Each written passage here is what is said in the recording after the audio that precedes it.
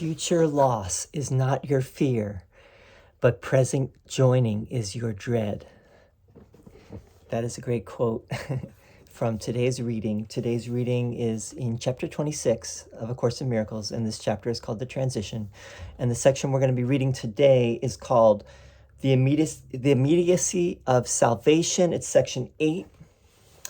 And it's quite challenging. When you're listening to it, you may find it to be almost indecipherable unless you're, maybe listening very closely. We'll have to go through it, closely together after I read it. So here we go. The Immediacy of Salvation, chapter 26. The one remaining problem that you have is that you see an interval between the time when you forgive and will receive the benefits of trusting in your brother.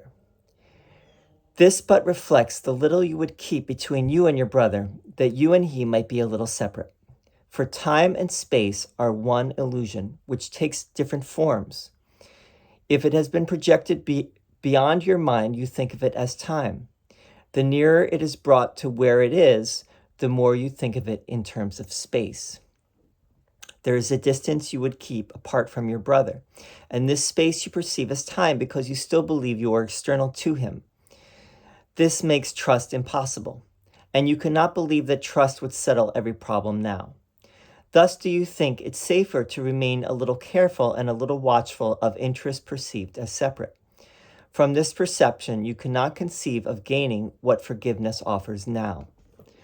The interval you think lies in between the giving and receiving of the gift seems to be one in which you sacrifice and suffer loss. You see eventual salvation, not immediate results. Salvation is immediate. Unless you so perceive it, you will be afraid of it, believing that the risk of loss is great between the time its purpose is made yours and its effects will come to you. In this form is the error still obscured that is the source of fear. Salvation would wipe out the space you see between you still and let you instantly become as one. And it is here you fear the loss would lie. Do not project this fear to time, for time is not the enemy that you perceive. Time is as neutral as the body is, except in terms of what you see it for. If you would keep a little space between you and your brother still, you then would want a little time in which forgiveness is withheld a little while. And this but makes the interval between the time in which forgiveness is withheld from you and given seem dangerous, with terror justified. Yet space between you and your brother is apparent only in the present, now, and cannot be perceived in future time. No more can it be overlooked except within the present. Future loss is not your fear, but present joining is your dread. Who can feel desolation except now? A future cause as yet has no effects, and therefore must it be that if you fear, there is a present cause. And it is this that needs correction, not a future state. The plans you make for safety all are laid within the future, where you cannot plan. No purpose has been given it as yet, and what will happen has as yet no cause. Who can predict effects without a cause? And who could fear effects unless he thought they had been caused and judged disastrous now? Belief in sin arouses fear, and like its cause, is looking forward, looking back, but overlooking what is here and now. Yet only here and now its cause must be if its effects already have been judged as fearful. And in overlooking this, is it protected and kept separate from healing? For a miracle is now. It stands already here in present grace, within the only interval of time that sin and fear have overlooked, but which is all there is to time. The working out of all correction takes no time at all. Yet the acceptance of the working out can seem to take forever. The change of purpose the Holy Spirit brought to your relationship has in it all effects that you will see. They can be looked at now. Why wait till they unfold in time and fear they may not come, although already there? You have been told that everything brings good that comes from God, and yet it seems as if this is not so. Good in disastrous form is difficult to credit in advance, nor is there really sense in this idea. Why should the good appear in evil's form? And is it not deception if it does? Its cause is here if it appears at all. Why are not its effects apparent then? Why in the future? And you seek to be content with sighing and with, quote, reasoning, unquote. You do not understand it now, but will someday. And then its meaning will be clear. This is not reason, for it is unjust and clearly hints at punishment until the time of liberation is at hand. Given a change of purpose for the good, there is no reason for an interval in which disaster strikes to be perceived as, quote, good, unquote, someday, but now in form of pain. This is a sacrifice of now, which could not be the cost the Holy Spirit asked for, what he gave without a cost at all. Yet this illusion has a cause which, though untrue, must be already in your mind. And this illusion is but one effect that it engenders and one form in which its outcome is perceived. This interval in time when retribution is perceived to be the form in which the, quote, good, unquote, appears is but one aspect of the little space that lies between you, unforgiven still. Be not content with future happiness. It has no meaning and is not your just reward. For you have cause for freedom now. What profits freedom in a prisoner's form? Why should deliverance be disguised as death? Delay is senseless, and the, quote, reasoning, unquote, that would maintain effects of present cause must be delayed until a future time is merely a denial of the fact that consequence and cause must come as one. Look not to time, but to the little space between you still to be delivered from. And do not let it be disguised as time, and so preserved because its form is changed, and what it is cannot be recognized. The Holy Spirit's purpose now is yours. Should not his happiness be yours as well? Let's just talk about that last couple lines. The Holy Spirit's purpose now is yours. You have chosen, you who are doing this course, Jesus is saying, you have chosen the purpose of the Holy Spirit, which is to know yourself, to know thyself. You have chosen to awaken from the dream, right? Otherwise, you wouldn't be doing this course. I mean, that's the assumption. I mean, originally, Jesus was talking to Helen, right? And Helen and Bill came to this purpose together. They have a shared purpose. They have a shared interest. They have a shared interest in finding that other way, that the way that leads home again, right? So the Holy Spirit's purpose now is yours. Should not his happiness be yours as well? The purpose and the goal are one. And Jesus is saying, no sacrifice whatsoever is asked for in salvation. God requires no sacrifice whatsoever. Certainly not his son. And he's also saying, certainly not now, right? The now is, we constantly sacrifice the now, so to speak, right? And now is a word used throughout here, right? Now might be the most used word in the whole course, for all I know, next to God and I don't know what else, but now is very often used. So we don't need to sacrifice our present. We do not need to sacrifice our happiness ever. We do not need to postpone our happiness or postpone our joy. We do not need to think it's going to be better when I'm enlightened. All this will be, all this will be clear, and everything will be rosy when I'm, when I paint my masterpiece, as Bob Dylan wrote. I just heard him in concert the other night, so he played that song. He played a completely different version, but it's a great song. But we always think in terms of past and future, and that's the little space that Jesus is talking about. That's the little space, the little hindrance that is between us and our brother. Or you could say that's the little space that's between us and salvation, is we put stock in past and future. And that little space is also time, right? Time and space are one illusion. That's what he says here. Time and space are one illusion, right? The little space between us and our brother, because we don't think we can completely forgive everything. We don't think we can completely forgive our brother. We're still holding something against our brother.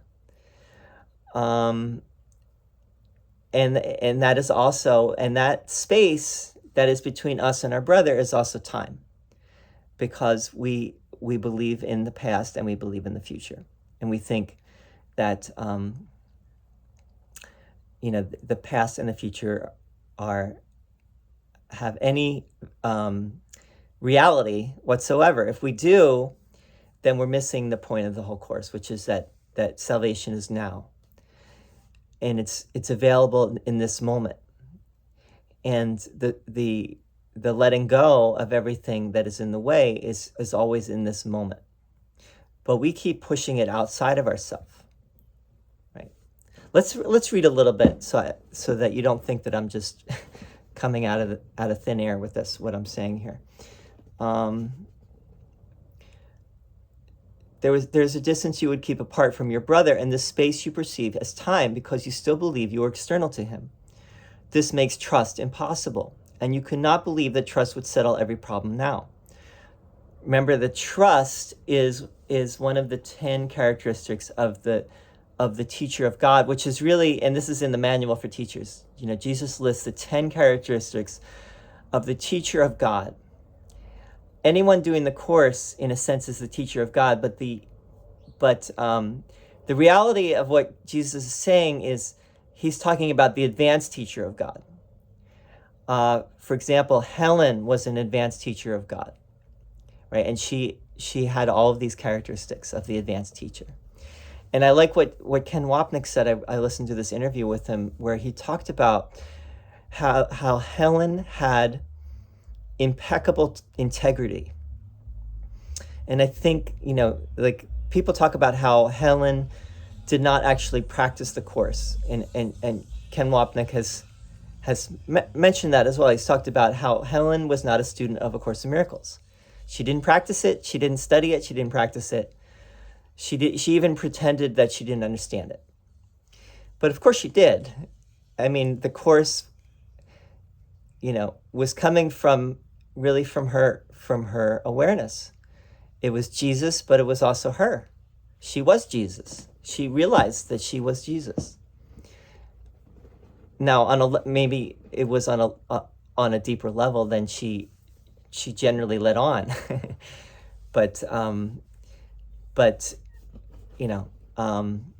what was I going to say there? Trust. Trust is the first characteristic of the advanced teacher of God, right? Trust is everything. We all have trust issues. We cannot fully trust what Jesus is saying here. Let's just call a spade a spade. We do not trust that. If we really look at it, we do not. Otherwise, we would do it. We would be there. We wouldn't need the course. Like Helen didn't need the course. Why would she study the course if she didn't need it? So she already, another thing that Ken says is that Helen already knew the course before the course came, right? She knew from the beginning that she was there to help Bill, right? This was, in a way, it was more for Bill than it was for her. But Bill was, he was on that level too, You got to listen to Bill, there's a lecture that Bill gave, or a talk that Bill gave. It's brilliant. It's actually brilliant. And he was a brilliant man, a brilliant speaker, brilliant person. And he fully got it too. And one thing he said at the beginning when they were getting the course, he said, which is how most people feel, that if this is true, if the course is true, then everything that I think is wrong, and I have to upend everything in order to embody what this is saying, and that's what Jesus is saying. You have to reverse the whole thought system of the world. And the whole thought system of the world is based in time and space, the illusions of time and space. Einstein back there said the same thing about time and space, that they're illusory. So anyway, you cannot believe that trust would settle every problem now. Thus, do you think it's safer to remain a little careful and a little watchful of interests perceived as separate? From this perception, so there are no separate interests, right? The only interest that we need perceived, because this is all the Holy Spirit sees, is that we all have a shared interest in going home. We all want love, deep down inside, right? If you want to put it that way. Deep down inside, in our heart, we all know that love is the only thing that's real. It's the only thing you need, as John Lennon said back there too. Love is all you need. Love is the only thing that's real. And love is the only thing that we're all seeking. So as soon as we judge our brother or sister or anything on any level, we have denied that, right? And we have denied ourselves salvation in that moment. But that's not sinful. That can be corrected, and it can be corrected in any moment, right? We can correct that. We can correct our sight. We can correct our vision. From this perception, you cannot conceive of gaining what forgiveness offers now, right? So as soon as you see with incorrect perception, you cannot see the truth. You do not you're not in the place of salvation in that moment. The interval you think lies in between the giving and receiving of the gift seems to be one in which you sacrifice and suffer loss. So you think that by offering complete forgiveness to your brother, so to speak, or to any other, that you will lose something in doing that. Maybe you will lose, you will look like an idiot or feel like a fool or feel like you've been taken advantage of, or you will feel like you've, they won and you lost. That's how we often feel with when we have these things between people. That person won, you lost. But Jesus is saying, no, when you offer the gift of forgiveness, everyone wins, right? There's no loss. You see eventual salvation, not immediate results. Salvation is immediate. Unless you perceive it, you will be afraid of it, believing that the risk of loss is great between the time its purpose is made yours and its effects will come to you. We always think that, we push it off into the future. In this form is the error still obscured that is the source of fear. Salvation would wipe out the space you see between you still and let you instantly become as one. And it is here you fear the loss would lie. Do not project this fear to time, for time is not the enemy that you perceive. So time is not an enemy. Don't make time the enemy. Just like don't make the body the enemy, right? The body and time are neutral. And that's what Jesus says here. Time is as neutral as the body is, except in terms of what you see it for, right? We see, time and the body as obstacles, but they're really not. They're just neutral, right? If you would keep a little space between you and your brother still, you then would want, and the body symbolizes space and time symbolizes time, right? The body here symbolizes the space between, the little space between us and our brother. If you would keep a little space between you and your brother still, you then would want a little time in which forgiveness is withheld a little while. And this but makes the interval between the time in which forgiveness is withheld from you and given seem dangerous, with terror justified. I'm